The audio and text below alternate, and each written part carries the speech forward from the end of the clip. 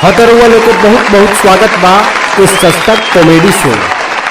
लेकिन हाँ, इस शो सस्ता बा लेकिन अच्छा बा ना। केटीएम के नाम पर फटफटिया बा, केटीएम के नाम पर फटफटिया बा। तोर शो सस्ता ना घटिया बा। हाँ तो इनका मुंह पर थूकते हुए चली शो के आगे बढ़ावल जाओ। तो चली बुलावा तनी छपरा से भागल ऐसन प्रेमी प्रेमिका के जेकर कहनाम बा कि नून रोटी खाएंगे पर जिंदगी संग ही बिताएंगे। अभी ऐसन प्रेमी जिंदे बारे। हाँ, जहाँ आजकल रेस्टोरेंट के बिल भरते भरते लड़का लोग का पैंट में बिल हो जाता, वहाँ ये लोग नून रोटी खाए की बात करते रहते। तो जोरदार तालियों के साथ स्वागत कीजिए छपरा से भागे हुए प्रेमी प्रेमिका भोला और भगजोगनी का। स्वागत कीजिए।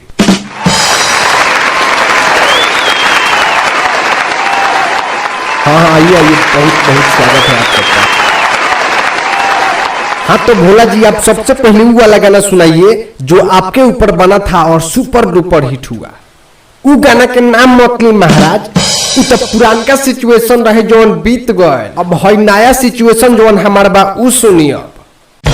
कोई के हम प्यारे हो गए थे फरार पर अब बहुते पछताते हैं। काहे जी काहे?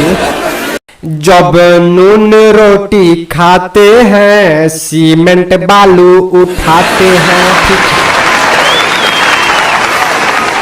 तो यही बात पर है सुनो, शादी से पहले तो आशिकों को प्यार का एहसास होता है, शादी से पहले तो आशिकों को प्यार का एहसास होता है और शादी के बाद में पिछवाड़ा में बास होता है। मुझे ऐसा आभास होता है कि आपके मल द्वार में सूक्ष्म जीवाणु प्रवेश कर चुके हैं, अतः आप अति शीघ्र किसी कुशल चिकित्सक से संपर्क करें। तनी हिंदी में बोलो, हमरा संस्कृत ना बुझाला। इन्हें के कहे के मतलब ई बा कि तारा पिछवाड़ा में पिलुआ पड़ल बा, जाके कोनो निमन डॉक्टर से दिखा ले। अरे आप तो बहुत पढ़ी लिखी लग रही हैं। लागत नहीं भल इंटर में फर्स्ट डिवीजन कले रही तो 10,000 रुपया मिलर रखो और 10,000 रुपया लेके बानर का जोड़े भाग गई और हमरा सखी के बिहार पुलिस में भर्ती हो गई। हम एक फाटल का छापी जाता।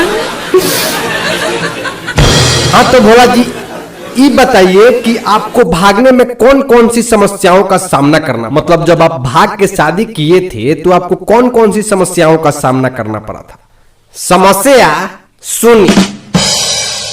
दिन बीतत रहे हमार सड़क के पसूत के, दिन बीतत रहे हमार सड़क के पसूत के, आ चल गइल कुत्ता एगो मुंह में मुत।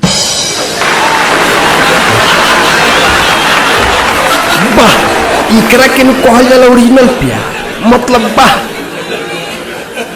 कोई प्यार में जौहर पिएला, माहुर पिएला, भांग पिएला, गांजा पिएला, लेकिन तू सब कौन से हो कुत्ता के मुंह पिएला। वाह, मतलब वाह। अरे महाराज, सबसे भारी प्रॉब्लम तो लेटरिन के ना। हम 3 दिन तक लेटरिन नहीं कैले, एक रात चक्कर में रोगा। बात के माने हम प्रधानमंत्री से रिक्वेस्ट करना चाहेंगे कि इनको पद्म भूषण सम्मान से सम्मानित किया जाए, क्योंकि इन्होंने स्वच्छता अभियान में अपना सहयोग दिया है। अगर ये चाहते तो सड़क पर भी लेटरिन कर सकते थे, लेकिन इन्होंने 3 दिनों तक लेटरिन नहीं किया। हाँ, अब चौथा दिन है का, चौथा दिन है का, चौथा दिन पार्टी में हक देना, यही पे पद्म भूषण पुरस्कार मिले, लेकिन फिर भी रोड पर ना कोई बात बा माने के पड़ी। इनका में कुछ टैलेंट बा ना, ना रोड पर ना गई पुरस्कार मिली, कुछ पैसा दिवा दे तो ठीक का है। हाँ, यही जब बावले रहा था पुरस्कार मिल जाये।